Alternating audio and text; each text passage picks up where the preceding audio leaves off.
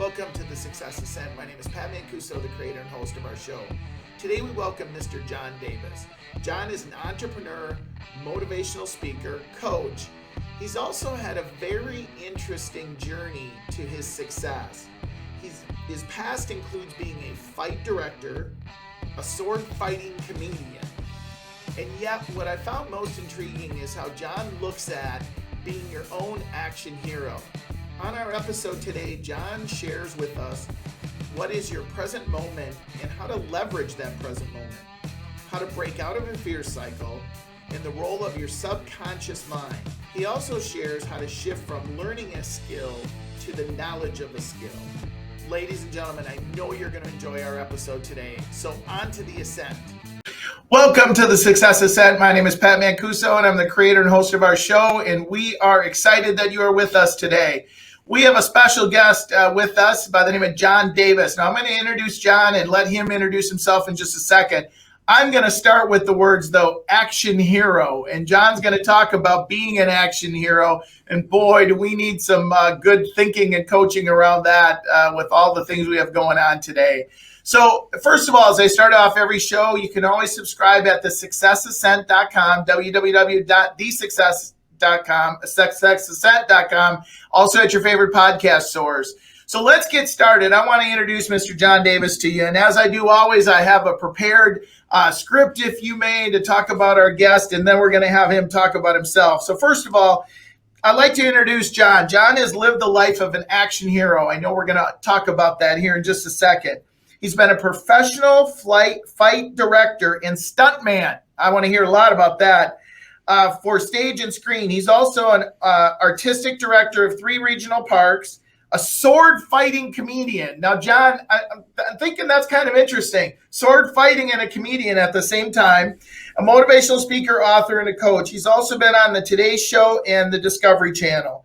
He also brings his inspirational message to countries around the world and impacted thousands. So welcome, John, to the show. Well, it's an absolute pleasure to be here. Thank you for having me. I'm really going to have fun helping your audience awaken their inner action hero. Well, I love it. I love it. So, John, I always start off with, okay, that was the scripted out who John is. Tell us like something about John that maybe wasn't in the piece of paper. Like, who's John? All right. So John was a kid who had thousands of acres of woods behind his house and always had a stick in his hand like it was a sword and wanted to be Errol Flynn. And for years and years and years, that was my whole life was sword fighting in the woods. And when I got into my early 20s, I started doing Renaissance festivals, which for those of you who don't know what that is, that means for a long time I was wearing tights and living in the woods. But the part of this that was interesting was I met 2 fight directors there who were 2 of the top fight directors in the world, and they found a lot of talent in me as an actor and a combatant, and they offered me their training for free, which was pretty cool. So I started going for my martial arts. I was going into black belt and learning nunchaku and sword fighting and all bull whips and all that kind of stuff. And 22 years old, I was asked by a friend of mine to help him unload a van, and I climbed up inside the van. And I picked up a box of clay. He was a professional potter. He had 80-pound boxes of clay in his van. And I picked up the first box and I twisted to set it outside of the van. And my upper body separated from my lower body and I became paralyzed. And they hauled me to the hospital and told me that give up on all your dreams because you're done. You're paralyzed. Wow. And that was at what age? 22. So I know we're going to pick up that story, right? Tell me first, what's a fight director? A fight director, you might have heard it also known as a fight choreographer. Okay. Okay, so now a choreographer is the person who does the movement. A fight director who does not only the choreography, but he also directs the scene which it's in. So a film director may say, okay, this is your scene, so I have to set up the camera angles, I have to set up all those kind of things as well. And as a fight director for live productions, my job is to direct the entire scene of a live play. So if you're doing, for instance, Romeo and Juliet, the fight scenes between Romeo and Mercutio, Tybalt, Mercutio, and then Tybalt and Romeo, that whole scene gets handed to me right from when they first start talking all the way through till they're done. Wow. That I got to imagine that's kind of interesting. Oh, it's totally fun because a couple things you get dive into what the screenwriter or the playwright was thinking, Yeah. and you make your own interpretation. And then, of course, because my background with all the sword play, I get to tie in a lot of historical styles and do all kinds of really neat, kind of cool things like Errol Flynn would have done in the old days. Oh, I love it. I love it. So let's pick it up there. You woke up that morning. Life is good. You're doing some things you love to do. You decide you're going to help out somebody, and as we always know, life can change in a minute. And yours did. So you now find out you're paralyzed. What happens next? Well, interestingly enough, and it sounds almost like a cruel joke, a friend of mine came to my room and gave me a book by Bruce Lee. He gave the martial artist who was never going to do martial arts again a martial arts book as Wow. a gift. And it was the greatest thing that happened to me because I started studying in that book about mental flexibility and leveraging your present moment. And what was really interesting is Bruce Lee, when he wrote that book, was also in traction and had just been told he'd never do martial arts again.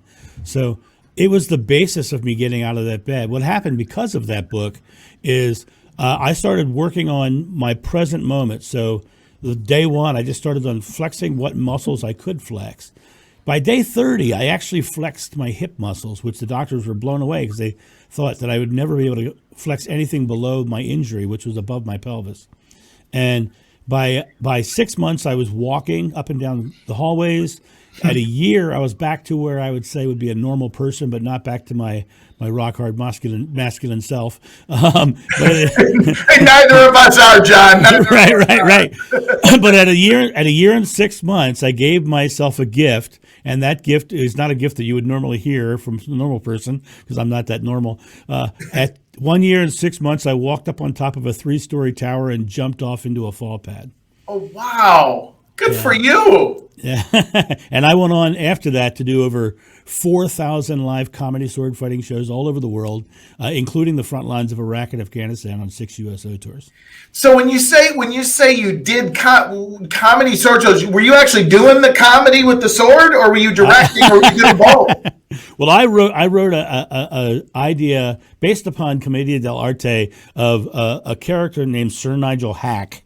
And Sir Nigel Hack had been struck in the head with a cannonball and saw everything 6 inches to the left. And so my comedy partner was my squire, Slash Montant. And Slash Montant, his whole thing was he was making Sir Nigel look good in front of the audience. And what was happening is every time something would happen, Sir Nigel would pay Slash Montant. So he was getting rich off of making Hack look good. So we created the act of Hack and Slash, Sir Nigel Hack and Slash Montant.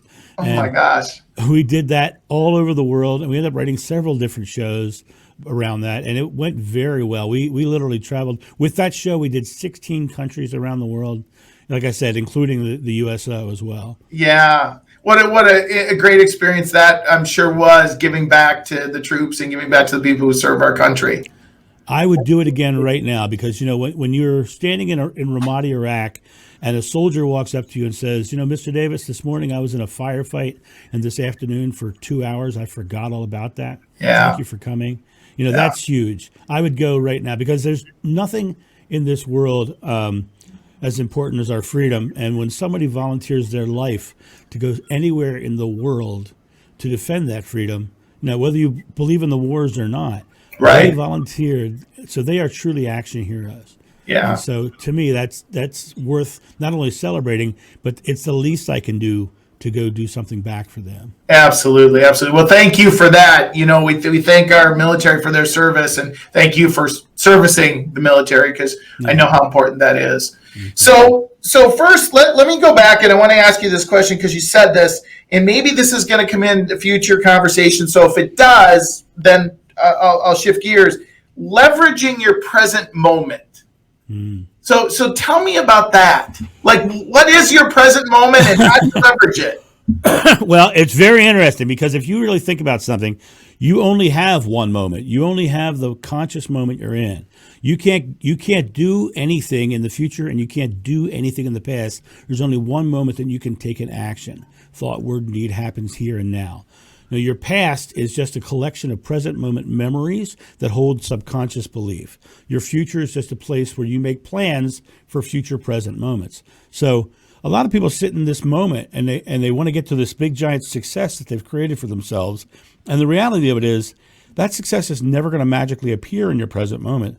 The way that happens is you actually sit here in this moment and do small, successful present moments to bring that success to you, because when you do experience it, it's going to be in your present moment.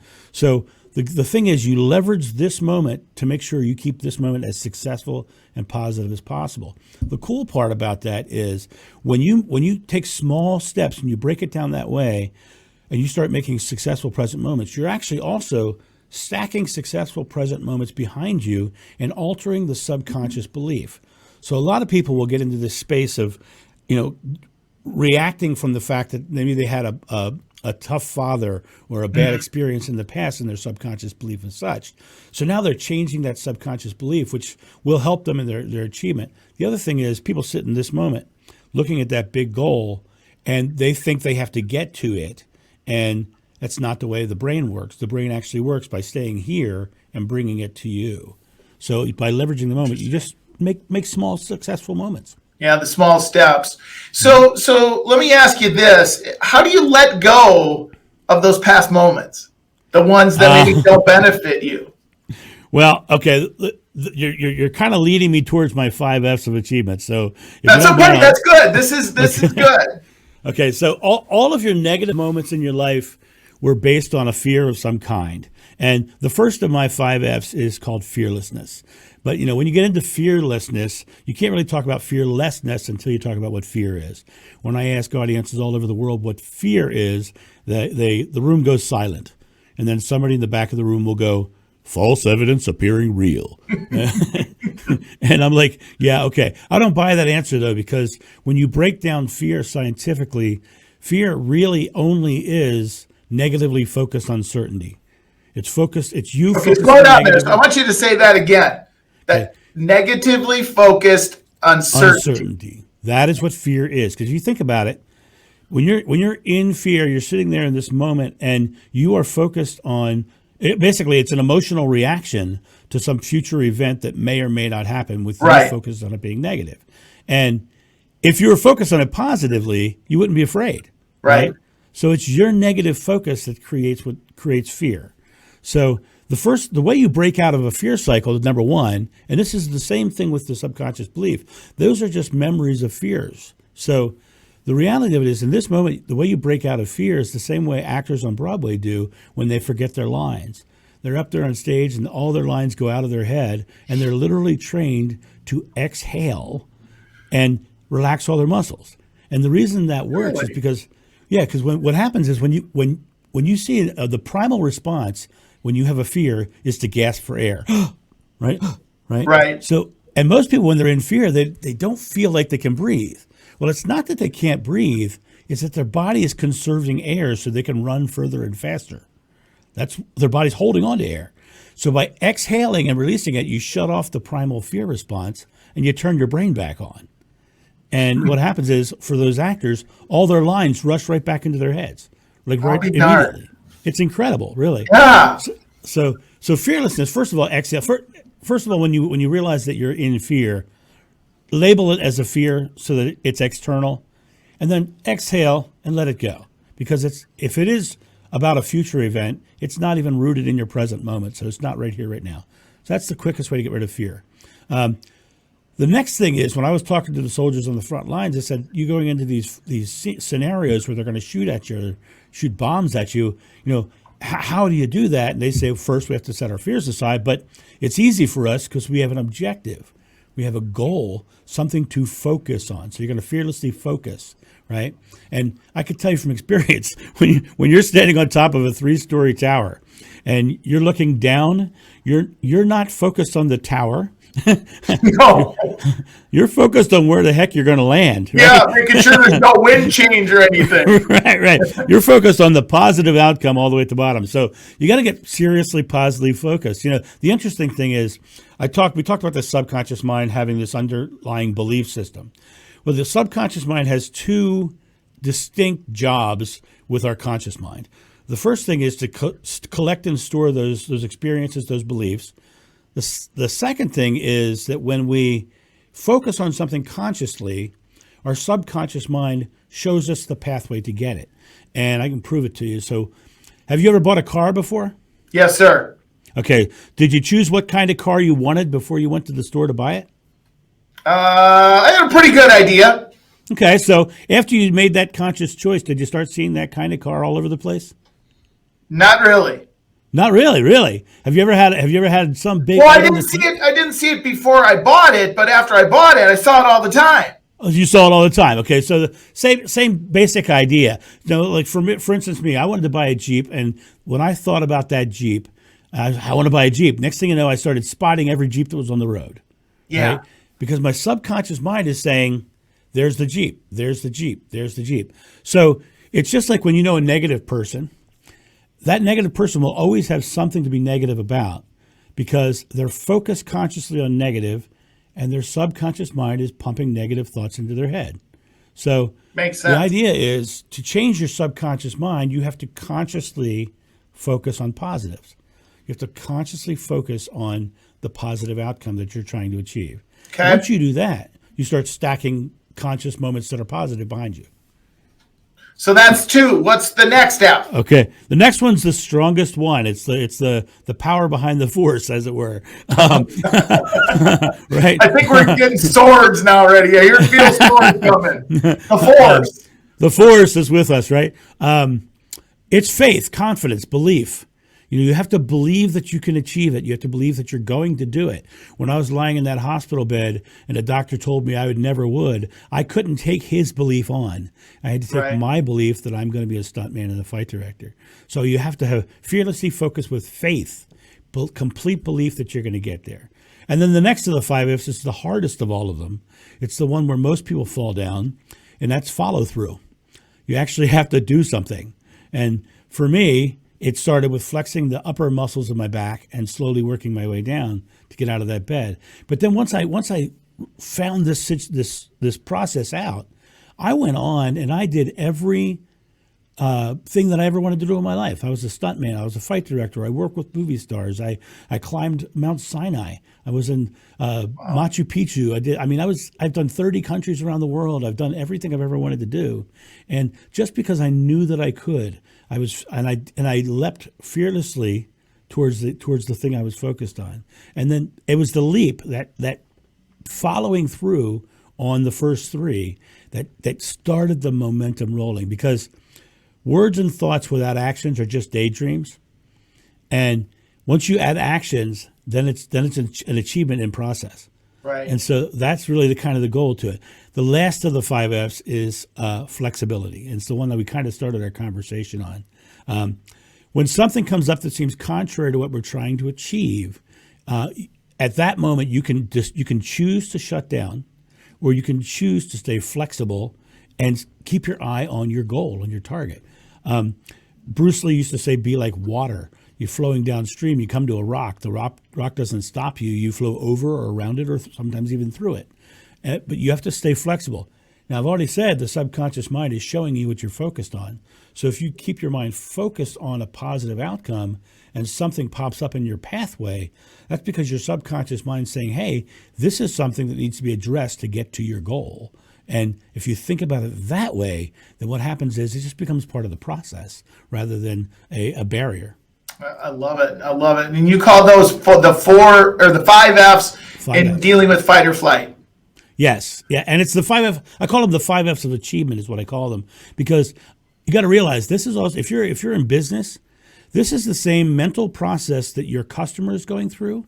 It's the same process that your employees are going through. And if you understand where they are in this cycle, you can literally guide them through. And I'll give you a quick example. That'd be great. When I do my corporate action hero main keynote speech, because that's what I do for a living now. I travel around sharing how to awaken your interaction. You like bring a whip with you or two, something I saw, right? We'll talk about that later. Yeah, I do whips. But one of the things I do in that speech, and it does involve that whip a little bit, is I choose the most timid person I can find in my audience and I bring them to the stage.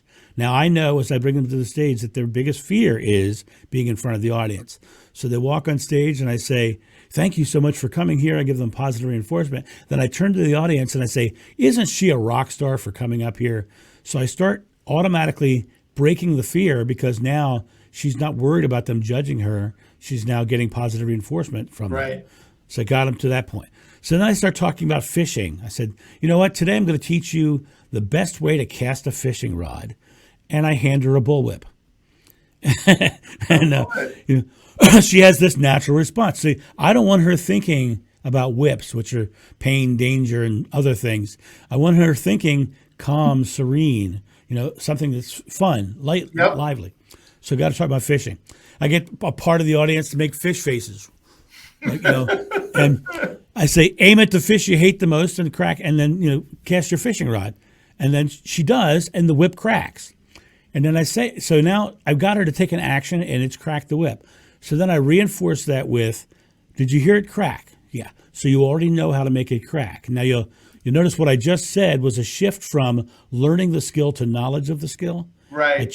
I actually literally tell her she knows how to do it now rather than she's learning it.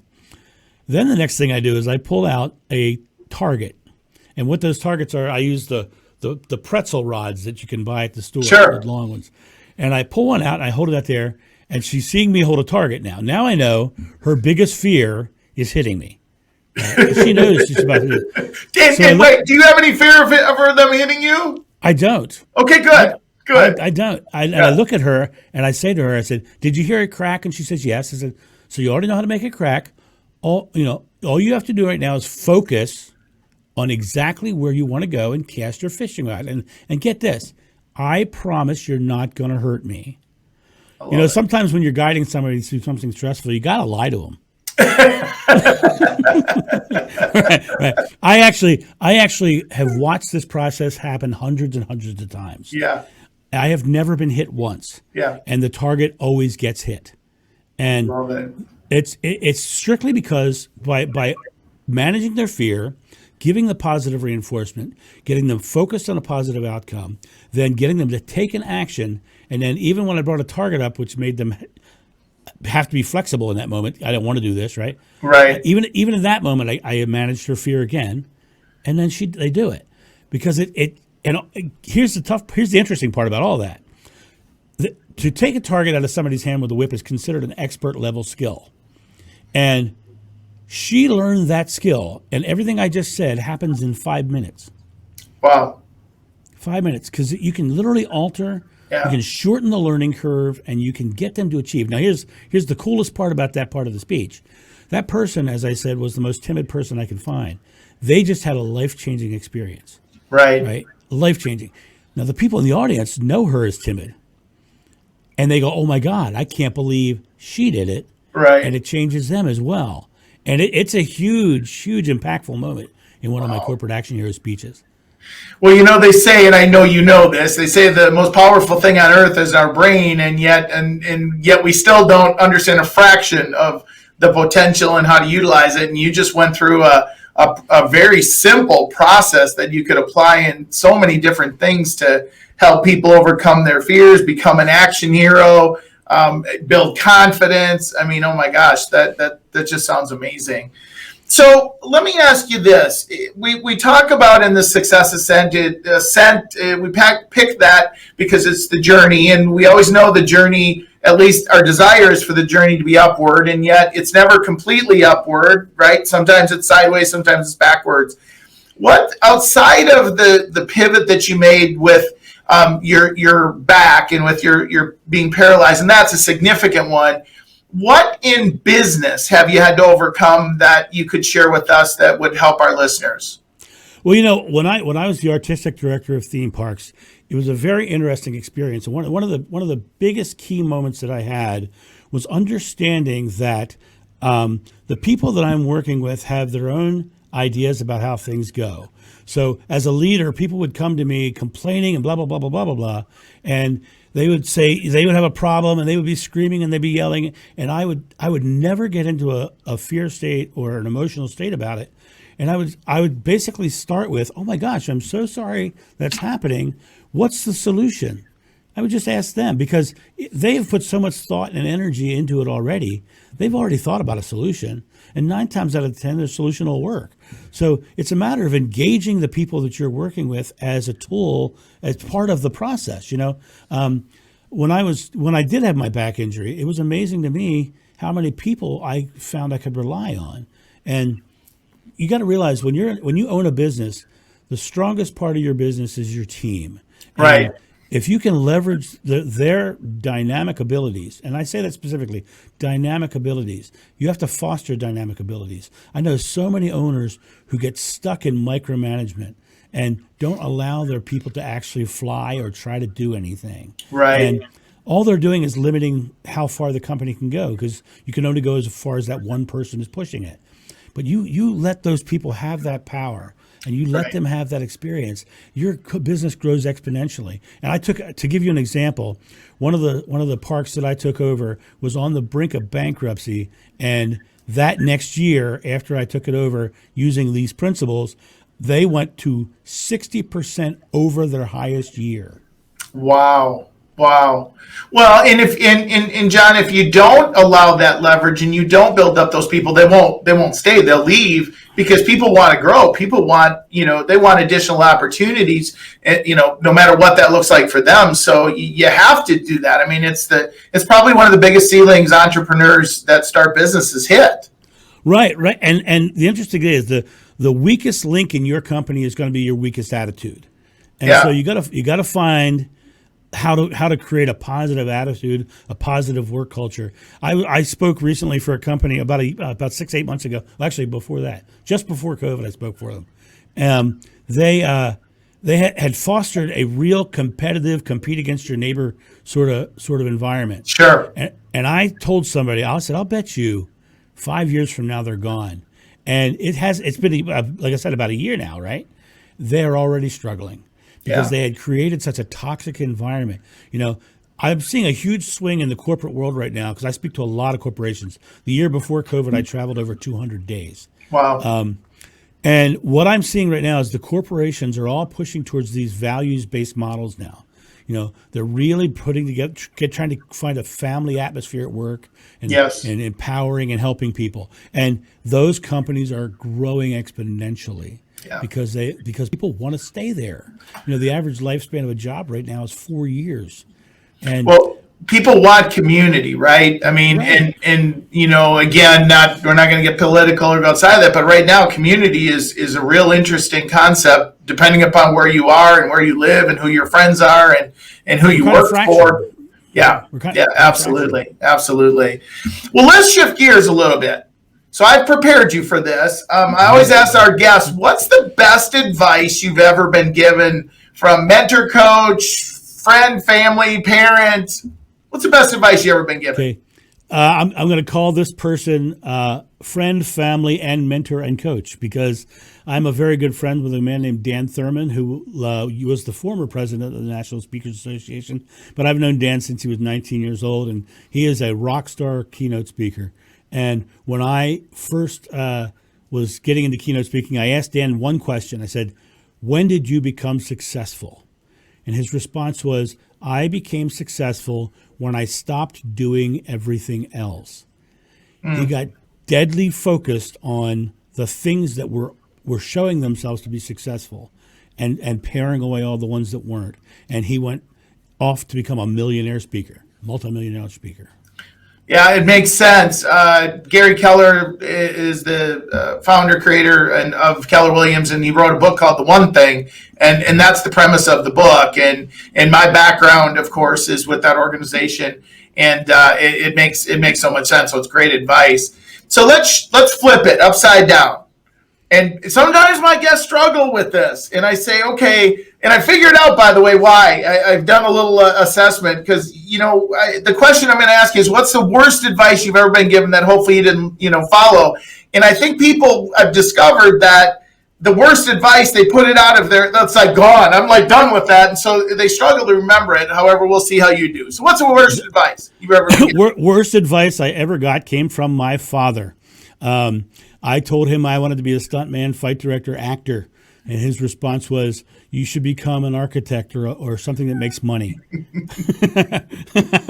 Isn't that crazy? And I went off and I did more in my life than, he was a plumber his whole life, and I'm sure he wanted his best for his son. Yes. I went off and I did more in my life than he ever did in his, and I made more money than he ever did, and I've been much more successful in everything I've ever done. That's crazy. Because I wasn't, but I also believe that he was limited by his parents' belief, because his parents were people who went through the Depression.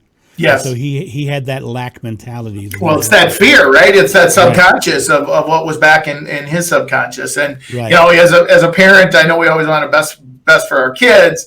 And so that best for our kids sometimes is how we protect them, or we think we're protecting them there. So before I'm going to give you a minute to kind of think about a final thought as we kind of close up. However, I do want to ask you, because obviously you've given us your time, and I always want to figure out how I can get back to you. So, what would be an ideal opportunity for you, or who should reach out to you for your services? Like, I know you said you're doing guest speaking, and that's kind of your deal, right? Right. Well, what I do mainly is I go into organizations right now, and I break them out of their self-limiting beliefs. And right now, we're coming out of COVID. We're at the beginning of a new journey, and that new journey has a lot of change, uncertainty, and definitely adversity. And what I do is I awaken their interaction hero. I show them how to do these 5 F's in a really fun, exciting way. The other thing I do in one of my speeches is I celebrate the audience, because they need to be celebrated that they made it through, to get to empower them, to build them up. So if you have a company that is, coming out of COVID, and you're starting something new, and you have new systems and processes and technologies and changes in management, you need to not only awaken your audience, but you need, they've been shaken. It's time to get them stirred. Absolutely. And so we're scrolling, and the best place would be corporateactionhero.com, correct? Yes, and I'll tell you something else I'd like to do today, just real quick, and I know you're cutting for time here. We're good. I'm going to give your audience my free 5F workbook. And oh, wow. I want to say this. When I say free, I mean free, which means we're going to make sure we supply a link, I guess, in the show notes or something. But you just go there and you just download it. There's not even a place to put in an email address. Today is about bringing value to you, not taking anything from you. So just go there. You're on my site anyway. Look around. You're going to see I do daily videos for motivation. And then would that be at the Corporate Action Hero? That's where it is. The free gift is only for podcast guests, so you are going to have to look in whatever show notes or whatever you have. Very cool. Okay. So we'll get that after, and then we'll make sure we put that out in the show notes. Yeah, there you go. Absolutely. And then you're going to be on my site anyway, so just look around, see if you find anything you like. Well, I was there in preparation for the show, and you do a daily video. And you've been doing that daily video for how long? I'm pushing on about 2 years now. Yeah, I mean, and that's a huge commitment, and they're 2 to 3 minute nuggets, and I watched a number of them, and they were just awesome. So you're obviously giving back, so I appreciate that. So John, think about a final thought. And I'm going to kind of do our little PSA. So, ladies and gentlemen, first of all, thank you so much for all your support. We couldn't do this without you, and we love when you subscribe, when you go back and you rate us and you give us feedback and obviously support the guests that we bring on. And you can always do that at www.thesuccessascent.com. So, John, give us one final thought that we can close out on. Okay, remember that today's choices are tomorrow's outcomes. Just stay leveraged right here in the present moment, make them as successful as possible, and let the rest of it take care of itself. I love it. I love that present moment thing. That's one thing I'll take away from the show today. Sure. So John, thank you so much again. We really appreciate your time. You did an amazing job, and I know, I've got a bunch of notes of things that will help me. So thank you so much. Thank you for having me. It's been an absolute pleasure. Listeners, as I always end every show, be happy, be safe, be healthy until we see you again. Take care. If you've not yet subscribed, please go to your favorite podcast source and subscribe to The Success Ascent, or simply go to www.thesuccessascent, and that's ASCENT.com, thesuccessascent.com. Thanks so much for joining us today. We look forward to catching you on the next Ascent.